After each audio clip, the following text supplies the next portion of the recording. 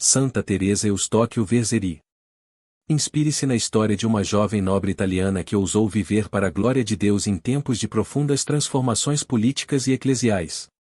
Santa Teresa Eustóquio Verzeri desafiou as convenções da nobreza, deixando uma vida de conforto para fundar a Congregação das Filhas do Sagrado Coração de Jesus, dedicando-se com amor às jovens e aos pobres. Em uma vida marcada por provações, abandonou-se inteiramente à vontade de Deus, superando até mesmo a perseguição do próprio clero local. Venha descobrir como Santa Teresa viveu sua fé com coragem inabalável, mesmo diante das mais severas dificuldades. No dia 27 de outubro, a Igreja celebra Santa Teresa Eustóquio Verzeri, que entrou para a glória em 1852.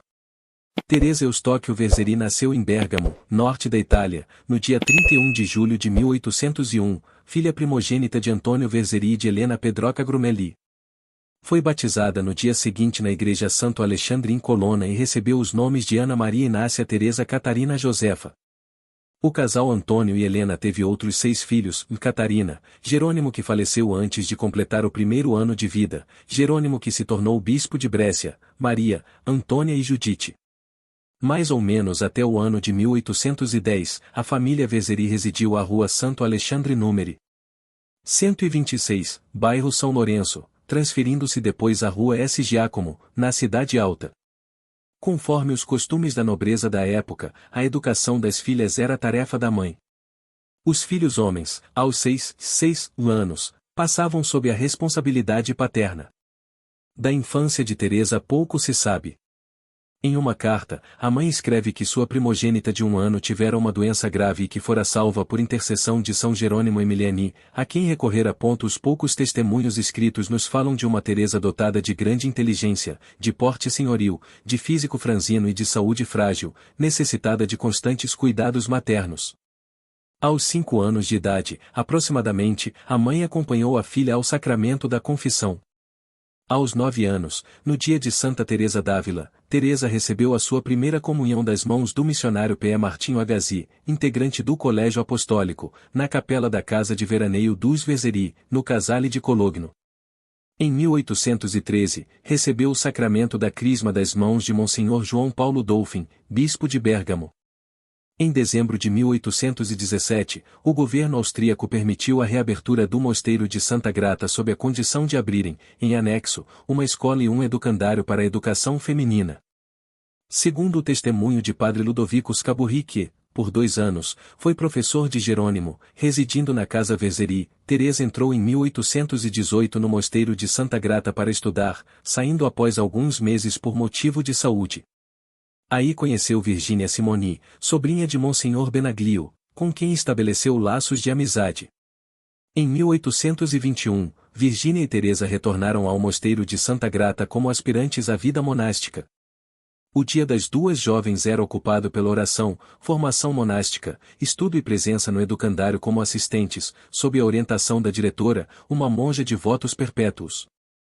A abadesa ofereceu a possibilidade de se prepararem para um dia poderem atuar na escola como professoras. O governo austríaco era muito exigente em termos de habilitação para o exercício do magistério. O mosteiro, apenas reaberto após longo período de supressão, era integrado por monjas provenientes de vários outros mosteiros suprimidos, se ressentia dessa situação, encontrando dificuldades, sobretudo em relação à organização comunitária. A situação se tornou muito difícil especialmente para as jovens que não encontravam o espaço com o qual sonhavam, de modo que em março de 1823, saíram do mosteiro. Com elas saiu também Maria Ceresoli. Há tempo Benaglio vinha refletindo sobre a urgência de uma escola feminina de caridade, a exemplo da que ele reabrira em 1814 para os meninos artesãos. Pensava, também, em oferecer às jovens que o desejassem um modelo alternativo de vida religiosa, apostolicamente ativa. Num primeiro momento, as jovens permaneceriam na própria família, mas se constituiriam em grupo que se ocuparia da escola, fazendo, ao mesmo tempo, a experiência de vida religiosa adaptada aos tempos, isto é, não monástica. Como superiora do grupo, Monsenhor Benaglio nomeou Carolina Suardo. A Maria Ceresoli confiou a direção da Escola Feminina de Caridade do Gromo. Virgínia e Teresa ainda não podiam exercer o magistério porque lhes faltava o diploma, o qual lhes seria conferido somente em 1824, após exames oficiais exigidos pelo governo de Viena. Em junho daquele ano de 1823, o grupo se consagrou ao Sagrado Coração de Jesus e pronunciou os votos simples e particulares de pobreza, de castidade, de obediência, de dedicar-se ao bem do próximo e de entrar na vida religiosa, se Deus para isso as chamassem. Sob a orientação de Monsenhor Benaglio, Carolina Suardo escreveu a regra de vida do grupo. A escola, sob a direção de Maria Ceresoli, prosperou. O grupo, porém, aos poucos, se desfez. Em janeiro de 1826, Carolina se casou com o Marquês del Carreto, transferindo-se a Turim, no Piemonte. A Itália, nessa época, ainda era um conjunto de ducados e repúblicas independentes. Carolina, portanto, se transferiu para o exterior. Maria Ceresoli desapareceu das crônicas, ainda em 1824. Teresa pouco se fazia presente, encontrando-se, frequentemente, fora da cidade. Virgínia Simoni se tornou a coluna mestra da escola do Gromo, que nunca fechou as portas. A decisão de Carolina contribuiu em muito para que o grupo perdesse o elan, sobretudo Teresa, que a considerava grande amiga e guia espiritual segura. Em 1827, o governo austríaco permitiu a reabertura do mosteiro de S. Bento. Teresa, num primeiro momento, pensou em aí professar, mas, no dia 12 de dezembro de 1828, contrariando o parecer de Monsenhor Benaglio, retornou ao mosteiro de Santa Grata, após intervenção do bispo de Bérgamo Monsenhor Pietro Molla. Em janeiro de 1829, Teresa relata a Monsenhor Benaglio a situação extremamente difícil em que se encontrava.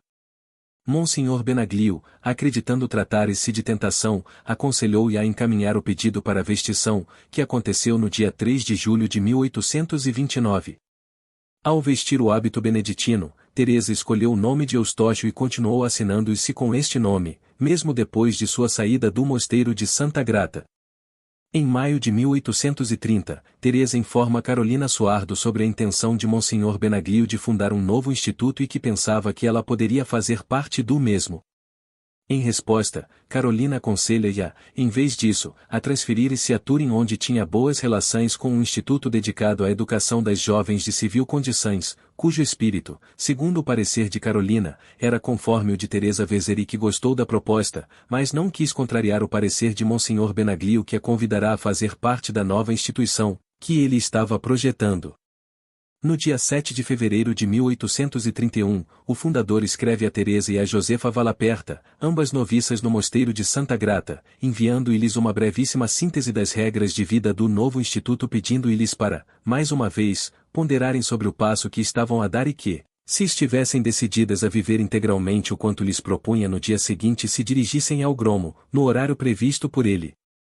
A síntese desta regra de vida é despojar-se de si mesmas, abandonar-se inteiramente nas mãos de Deus, obedecer prontamente, cultivar um grande espírito de oração e de recolhimento, observar a discrição e a prudência no falar. No dia 8 de fevereiro de 1831, às 6 horas da manhã, Teresa e Josefa Valaperta, vestindo o hábito beneditino adaptado à nova situação, se dirigiram ao Gromo, onde encontram Virgínia Simoni, nomeada por Monsenhor Benaglio superiora do grupo, Maria Vezeri e Rosa Mandenoni. Era a festa de São Jerônimo Emiliani, santo que dedicou sua vida aos jovens, pobres e doentes, que as integrantes do novo instituto deveriam imitar. O dia da fundação teve início com uma hora de meditação, seguida pela celebração eucarística e, após o café da manhã, seguiu o trabalho na escola, em funcionamento desde 1823. Do Evangelho de Lucas 12, o fundador destacou de não ter mais pequeno rebanho. Em fins de novembro, daquele ano, Monsenhor Benaglio nomeou Teresa Vezeri, superiora, em lugar de Virgínia Simoni, a quem entregou a responsabilidade pelo grupo das jovens que se reuniam na capela de S. Vicente Diácono, que ele iniciará em 1803. No dia 19 de março de 1833, Monsenhor Benaglio e Teresa fundam a segunda casa das FSCJ, em Romano, na planície bergamasca. No dia 25 de junho de 1834, Monsenhor Benaglio e Teresa abrem a terceira casa do novo instituto, a primeira na província de Brescia. Em 1835, Monsenhor Benaglio, preocupado com a aprovação do Instituto, se dirige, na companhia de Teresa, ao bispo de Brescia, Monsenhor Ferrari, pedindo-lhe apoio.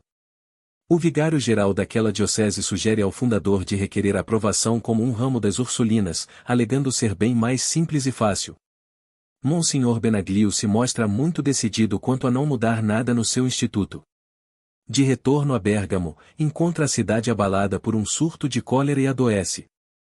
Às 4h30, do dia 18 de janeiro de 1836, Monsenhor José Benaglio morre, provavelmente, coleroso. A partir deste dia, o bispo de Bérgamo mostrou-se claramente contra o Instituto das FSCJ e, sobretudo contra Teresa, sua superiora geral. Segundo o testemunho de uma religiosa, que entrou na congregação em 1833, são deste período as pichações nos muros do Beco do Gromo contra Teresa e as FSCJ. Em 1837, Teresa adoece e as irmãs temem por sua vida. Carolina Suardo del Carreto, de passagem por Bérgamo, aconselha Teresa a unir as FSCJ com o Instituto Francês das Damas do Coração de Jesus, fundado por Madalena Sofia Bará, em 1800 e aprovado por Roma em 1826. Após algum tempo, Teresa, ainda convalescente, parte para Turim a fim de conhecer esse instituto e preparar o caminho para a união. Após 2 meses, aproximadamente, retorna a fim de preparar as demais irmãs para o passo decisivo, reunindo-as na casa de Darfo. No dia 5 de agosto, chegam 2 religiosas do Coração enviadas por Sofia Bará para introduzir as FSCJ nos usos e costumes do seu instituto, enquanto Teresa devia ocupar-se dos necessários encaminhamentos junto ao governo austríaco. Apesar de todos os esforços, o projeto não teve êxito, mas a questão ficou pendente até 1839. Em outubro de 1839, partindo da casa de Darfo, em viagem para a fundação de Lugano, Teresa com as companheiras pernoitam no Casale, onde trocam a medalha usada, até então como distintivo da congregação, pela cruz permanecendo em Lugano, até o dia 28 de dezembro. Teresa se vê obrigada, pelas circunstâncias e pela falta de apoio do bispo de Bérgamo, a fechar a casa do Gromo. Transfere as poucas irmãs que ainda se encontravam ali e aluga a casa. As FSCJ retornarão ao Gromo em 1854, convidadas a retornarem pelo novo bispo, Monsenhor Luís Esperança.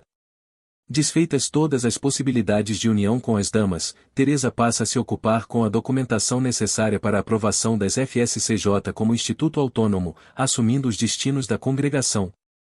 Nesta tarefa soube fazer-se ajudar, tanto pelas irmãs como por sacerdotes e pessoas leigas, imprimindo um modo de trabalho em equipe característico da congregação. Entre as pessoas que contribuíram decididamente com a fundadora está o delegado do governo austríaco em Bérgamo, João Batista Bose, os integrantes do Colégio Apostólico, as FSCJ e Carolina Suardo a qual, em viagem a Roma, em março de 1840, submeteu as constituições a uma primeira apreciação do cardeal Mai e preparou o terreno para a ida de Teresa à Cidade Eterna, já com as constituições organizadas de acordo com as exigências da Sagrada Congregação. No final de novembro deste mesmo ano, Teresa acompanhada por Maria Antônia Verzeri e Joana Francisca Grassi, parte para Roma onde chega ao entardecer, do dia 5 de dezembro de 1840. A luta para obter a aprovação do Instituto não foi fácil, nem simples. As 3 FSCJ, Teresa Verzeri, Joana Francisca Grassi e Maria Antônia Verzeri, passaram muito trabalho. Permaneceram em Roma por vários meses. No dia 14 de maio de 1841, a Sagrada Congregação dos Bispos Irregulares aprovou a congregação das FSCJ e deu um voto de louvor às constituições. Retornando a Bérgamo, Teresa se dedica a novas fundações, à elaboração do livro dos deveres em que é auxiliada pelas pessoas que já haviam trabalhado na elaboração das constituições. No dia 18 de janeiro de 1845, ficou concluída a obra do Livro dos Deveres das FSCJ que motivou nova viagem de Teresa a Roma. Faltava ainda, o ofício ao Sagrado Coração de Jesus próprio do Instituto, o livro do ofício dos defuntos, o livro das celebrações, como vestição, como profissão e outras que, aos poucos, também foram compilados. Na sua terceira viagem a Roma, em 1847, Teresa obtém a aprovação definitiva das constituições. O breve pontifício de aprovação e que, também, desvincula o Instituto da Bula Quam Justo traz a data de 13 de novembro de 1847. Teresa retoma o caminho da volta ao norte da Itália, no dia 5 de fevereiro de 1848, após longa e inútil tratativa em vista da abertura de uma casa em Roma. Chega à cidade de Brescia, dia 9 de março. No dia 22, do mesmo mês, tem início a insurreição contra a ocupação austríaca.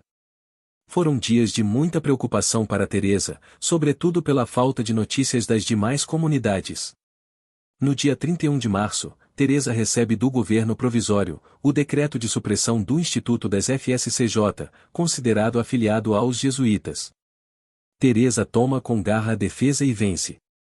Em seguida, oferece ao Comitê de Segurança a casa e os préstimos do Instituto para os feridos da guerra e transforma em hospital militar. A resistência de Brescia durou 10 dias. Passado o maior perigo, Teresa põe-se a caminho, em visita, às comunidades vizinhas. Sua saúde sempre precária mostrou-se, neste momento, extremamente frágil. As irmãs consideravam um verdadeiro milagre que continuasse fazendo o que fazia na situação de saúde em que se encontrava. Teresa pede à Santa Sé licença para a nomeação de uma vigária geral e seu pedido é atendido. Feita a consulta às superioras das comunidades, nomeia Inácia Grassi como sua vigária geral, no dia de Páscoa de 1850, reservando para si a correspondência tanto com as irmãs como com as demais pessoas. A partir de então, Teresa praticamente viveu em Brescia. Um último desejo seu foi o de estar presente em Roma para a ordenação episcopal do irmão Jerônimo Momolo, na Igreja de Jesus. Esta foi a sua quarta e última viagem a Roma. No dia 7 de janeiro de 1852, em Brescia, no Palácio Episcopal, residência de Momolo, morre Helena Pedroca Grumelli, viúva Vezeri, mãe de Teresa. À noite do dia 2 de março, como que pressentindo o fim próximo, Teresa quis entreter-se com as irmãs da comunidade. O assunto da conversa foram os caminhos de santidade. No dia 3 de março de 1852, após 25 ataques epiléticos consecutivos, Teresa sucumbia, por volta das 20 horas, aos 51 anos, 7 meses e 3 dias. Em 1865, foi introduzida a causa de beatificação. Em 1883, Leão XIII assinou o decreto. Em 22 de abril de 1922 foi reconhecida a heroicidade de suas virtudes. A 27 de outubro de 1946, S. Santidade Pio XII a proclamou bem-aventurada. No dia 10 de junho, ano do bicentenário de seu nascimento, João Paulo II a inscreveu no Cânone dos Santos, oferecendo à Igreja e ao mundo Santa Teresa Vezeri como modelo de santidade. Santa Teresa Eustóquio Vezeri passou por este mundo, orientando-se pelos princípios da fé cristã.